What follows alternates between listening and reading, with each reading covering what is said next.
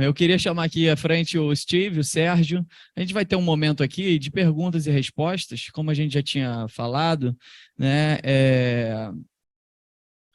Os diretores da escola vão estar aqui, e se você sentir no coração, tem alguma pergunta que você gostaria de fazer, a gente teria quase 40 minutos sobre isso, mas o nosso tempo agora está restrito, a gente vai ter 20 minutos, 3 horas em ponta, a gente já volta. Então, tem aqui alguém que gostaria de perguntar alguma coisa, ou comentar alguma coisa, fazer algum comentário? Levanta sua mão. Tem alguém? Ali atrás.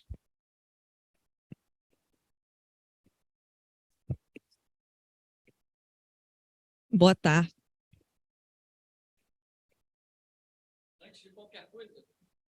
Antes de qualquer coisa, só queria que a gente pudesse dar uma salva de palmas para o nosso grande Alan Lopes. Ele veio aqui e daqui a pouco ele vai estar palestrando. Nosso convidado da tarde, nosso deputado estadual, diplomado ontem, né, Alan? Alan foi diplomado ontem, então vai estar aqui compartilhando conosco, uma grande bênção. Boa tarde, meu nome é Gisela. Eu gostaria de saber por que vocês indicam a escola de negócios não somente para empresários? Bom, eu vou começar. Porque, na realidade, o negócio de Deus não é só comércio, um negócio, simplesmente negócio. O negócio de Deus é tomar conta dessa terra, tomar conta das pessoas, tomar conta da sua criação. Porém, nós precisamos aprender a tomar conta de tudo que pertence a Deus, seja do dinheiro, da propriedade, da natureza, principalmente das pessoas, à maneira dele. Então, nós precisamos saber quais princípios nós aplicamos no cuidado das crianças, da esposa, dos funcionários, dos amigos, da propriedade em si, do dinheiro, né? Os 5 usos críticos ou principais que nós precisamos dar ao dinheiro, os nossos recursos.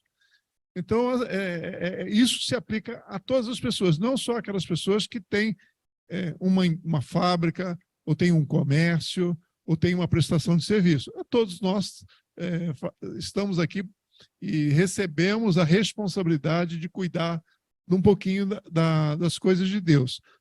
Quantos aqui têm um corpo físico que nem eu? Pois é, então todos nós que temos esse corpo físico temos que aprender a cuidar dele à maneira de Deus. Os irmãos aqui podem contribuir mais. Claro, o Sérgio já falou muito, mas todo mundo está envolvido no mercado de alguma forma. Todos os dias nós temos envolvimento no mercado. Então, nós temos que entender o que isso tem a ver com Deus, e a escola de negócios realmente ensina os princípios que tem a ver com o mercado, tem a ver com sociedade, tem a ver com vida, como vida funciona.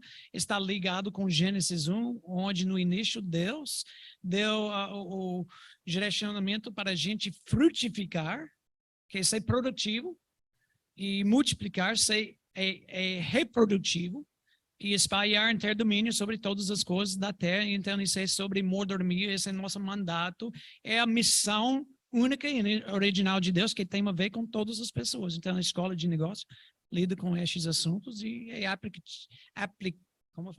aplicativo para qualquer pessoa.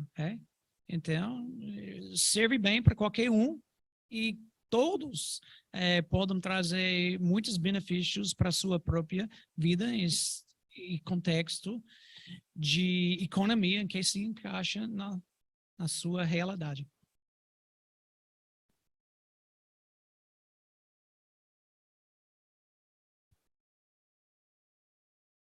Oi, eu queria perguntar para vocês o que vocês dão de dicas para quem está começando a carreira nos negócios,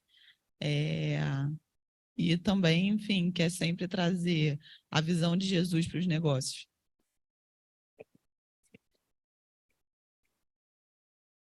A minha dica é que faça a escola de negócios. Ali você vai rever o propósito do seu negócio, o seu chamado, vai falar muito sobre a sua identidade, o propósito de Deus para essa terra. Então, eu sinceramente, né, recomendo que todos que estão começando, é comum nós ouvirmos dos alunos, né, que já cursaram, meu Deus, se eu tivesse feito essa escola antes, quantos erros eu teria evitado? Giovana, o que a gente está falando aqui não é sobre escola de negócio, né? O que a gente está falando aqui é sobre reino. Quando a gente fala sobre reino, a gente pensa muito na palavra de Deus, assim, é imersão na palavra de Deus, né? Quais princípios, quais valores a palavra de Deus fala que vai te trazer produtividade, que vai te trazer bom relacionamento, que vai te trazer entendimento da hierarquia. Quer um exemplo disso? Olha para a Trindade. Você quer ser uma boa administradora, né, na sua carreira. A Giovana, se não me engano, é consultora, né?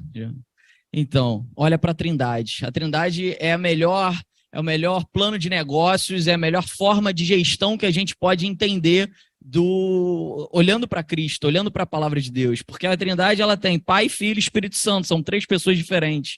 A gente tem o Pai sendo o líder maior, executando o papel de criador.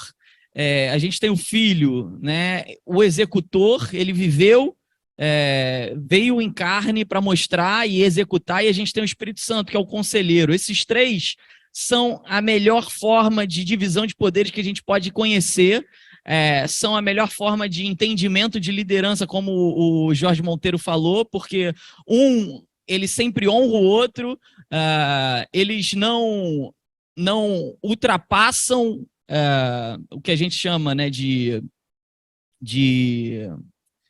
estruturas de governo.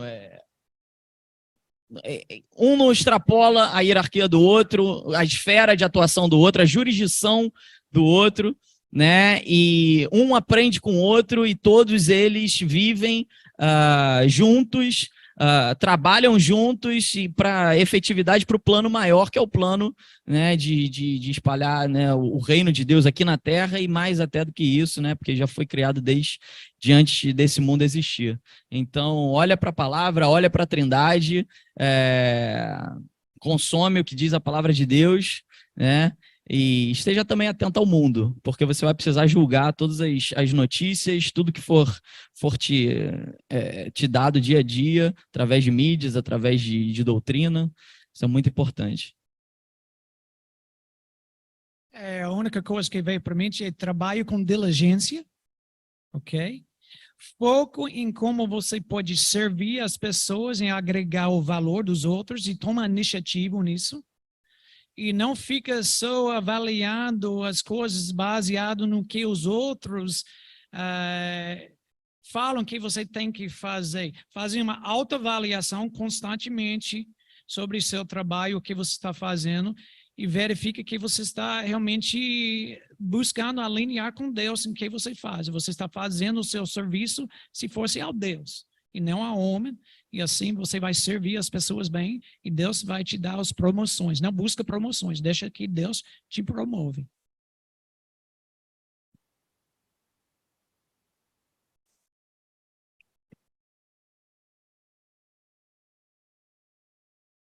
Boa tarde, eu sou a Silvia. Eu queria fazer uma pergunta, porque essa semana eu estava assistindo uma aula, era uma professora lá de filosofia da USP, ela usou o texto de Gênesis para dizer que o trabalho é uma maldição, e a gente vive numa sociedade, uma comunidade, que as músicas, a produção intelectual, cultural é em torno dessa ideia de que o trabalho é uma maldição. Então eu queria que vocês falassem um pouco como que a gente, como indivíduos, empregados e empregadores, pode resgatar o propósito original do trabalho se a gente está cercado, né, de uma sociedade onde a produção intelectual, cultural, artística, músicas, enfim, giram em torno da ideia de que o trabalho é uma maldição. Como que a gente pode resgatar esse propósito original do trabalho do ponto de vista bíblico?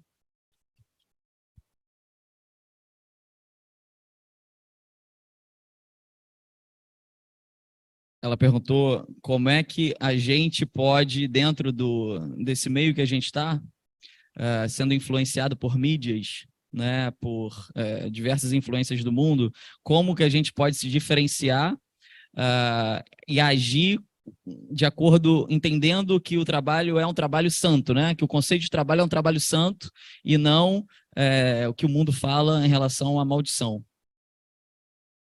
Então, assim, ô Silvia, eu não sei, você participou da minha palestra aqui? Eu estava falando sobre trabalho, sobre maldição, né? De fato, como o Mike falou aqui, né, o trabalho, para muitas pessoas, ele é a consequência da maldição, né?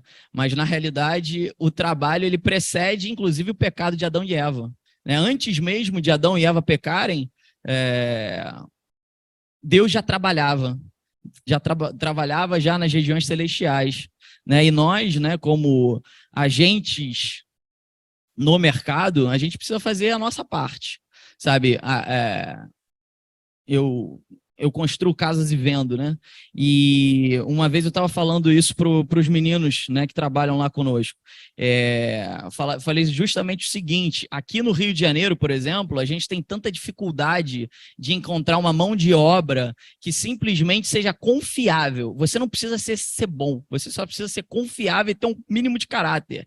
Que se você tiver o mínimo de caráter, o mínimo de confiabilidade, você vai se diferenciar muito das pessoas.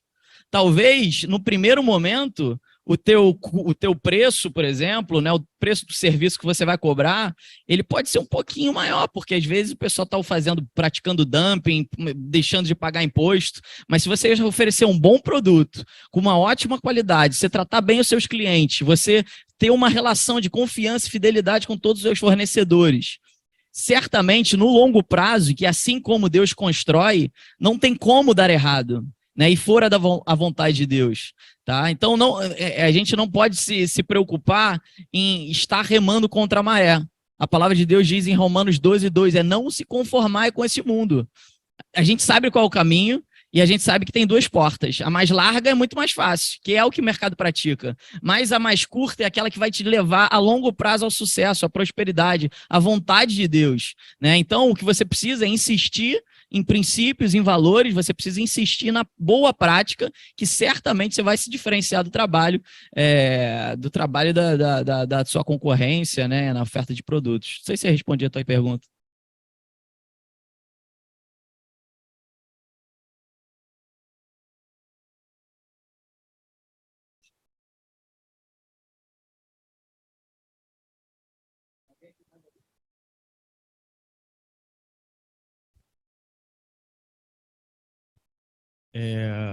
Boa tarde. A gente tem visto, assim, principalmente nos últimos anos, a partir da pandemia, os estados, os governos emitindo cheques, botando dinheiro no mundo, a inflação aumentando, e com isso muitas pessoas até não querem trabalhar.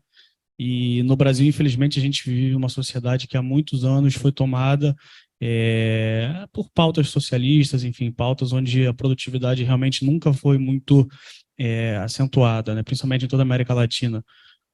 Como que a escola trata essa mudança de paradigma, essa mudança de visão, que é uma coisa que a gente acredita como cristãos, que você tem plantar e colher, e como a gente pode influenciar pessoas na nossa sociedade a ter essa mudança de pensamento de que o Estado não tem que ser o grande provedor.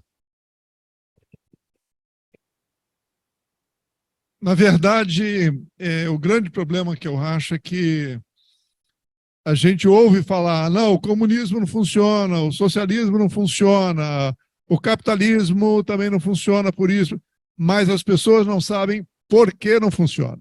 Que a partir do momento que nós começamos a fazer uma imersão nos princípios e valores de Deus, a gente começa a entender por que nós não podemos tirar a oportunidade das pessoas, por exemplo, administrar a propriedade ou administrar as pessoas. Aí você começa a identificar, não, esse sistema ele não vai funcionar por isso, porque ele está desalinhado com o princípio da palavra de Deus. E aí nós temos exemplos.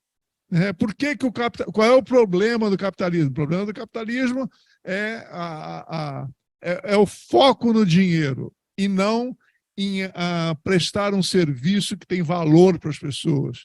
Então, simplesmente não existe hoje um modelo criado econômico e social pelo homem que seja correto. A democracia, nós acabamos de ver, é totalmente vulnerável, né? Seja porque as pessoas não têm capacidade de analisar as propostas políticas, sociais, econômicas, e aí fazem escolhas baseadas, sei lá, na picanha, coisas absurdas, né? Então, eu acho que o grande benefício da escola é fazer as pessoas aprenderem a analisar as propostas e falar, não, isso aqui não vai funcionar por isso, por isso, por isso, porque está desalinhado nisso, nisso, nisso com a palavra de Deus. Então, a gente precisa aprender a pensar conforme Deus pensa para que as coisas funcionem. Então, acho que o maior benefício é você ter líderes, principalmente na igreja, que a igreja é um centro de capacitação, um centro de treinamento, né? Que possa capacitar outro, possa capacitar os santos, para que eles possam, por exemplo, né, com o Alan está aqui conosco, ser um político que vai escrever leis que estejam alinhadas com os princípios e valores, porque senão essas leis não vão funcionar. Vão criar programas econômicos, criar programas sociais que estejam alinhados com os princípios e valores para que eles funcionem. Ok?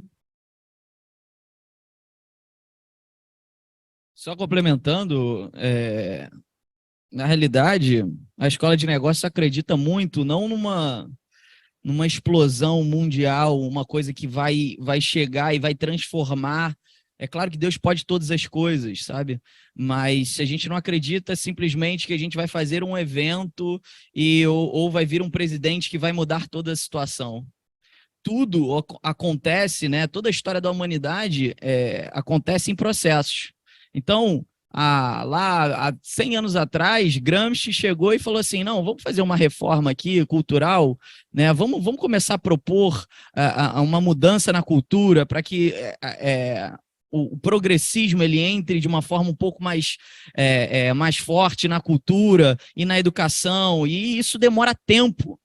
O que a gente acredita na escola de negócios, a gente tem aqui o Alan, né, que é um deputado eleito e que vai fazer a diferença, mas a escola de negócios não tem simplesmente a gente não acredita simplesmente que vai vir um político e vai trazer a salvação. Não. A salvação ela vem do 1 para 1. É importante princípios cristãos, é importante homens na frente da nossa pátria, mas do que adianta se muitos desses homens que chegam lá, eles não têm a base, eles não têm os princípios, os valores de Deus. Então, como é que você come um elefante? É pelos pedaços, é devagarzinho. Então a gente acredita na transformação no 1 para 1, no discipulado. É 1 para 1 a gente convertendo, né? Transformando o pensamento daqueles que estão próximos de nós, e a partir dali, assim foi com Jesus, né? Aqueles que foram transformados, transformar também nas suas áreas de influência, e a partir daí propagar todo o movimento. Então,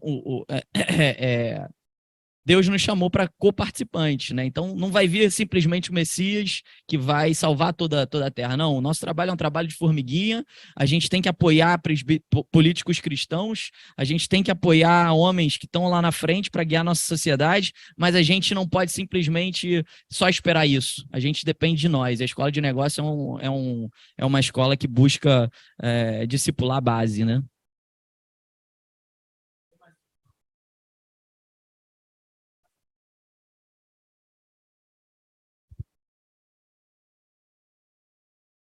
Boa tarde. Um pouco em cima do que o Daniel citou por último.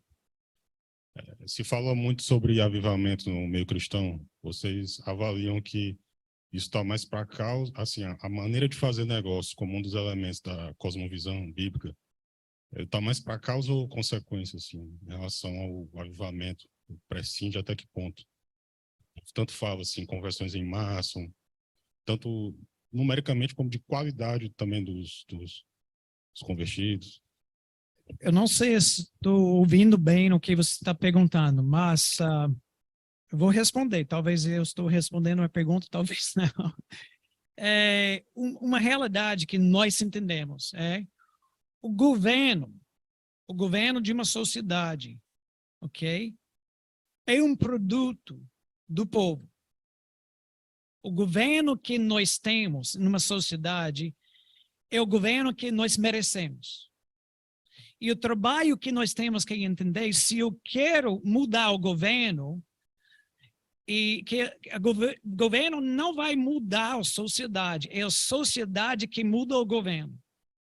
Okay? Isso requer uma transformação de mente e prática de vida das pessoas. Okay? Então, nós temos que trabalhar nesse entendimento que o governo vem como produto do povo e o povo é formado basicamente em nosso caráter coletivamente, é o que produz o governo que nós temos. Então, se nós temos um governo corrupto, isso significa que nós temos o quê? Um povo corrupto. Nem o governo corrupto que produz um povo corrupto, é um povo corrupto que produz um governo corrupto. E para nós, como igreja, onde que nós temos que tirar a corrupção primeiro? Eu sou mais corrupto do que eu quero emitir. Então, nós temos que diminuir essa distância entre o que nós falamos que nós cremos e o que, de fato, nós cremos. Ok? E nós praticamos. E isso é trabalho que nós queremos fazer, que é um trabalho duro, de longo prazo, não muito conveniente. Mas nós temos que mudar a maneira que nós enxergamos a realidade, a maneira que nós entendemos quem é Deus. Tudo começa com nossa teologia. A maneira que nós entendemos Deus é a maneira que nós vamos viver. E se nós estamos vivendo errado, com o governo errado, é porque, em geral, nossa cultura tem um conceito de Deus errado. Então, tudo isso tem que ser trabalhado e transformado em trabalho de longo prazo, mas é possível. Não sei se eu respondi a pergunta, porque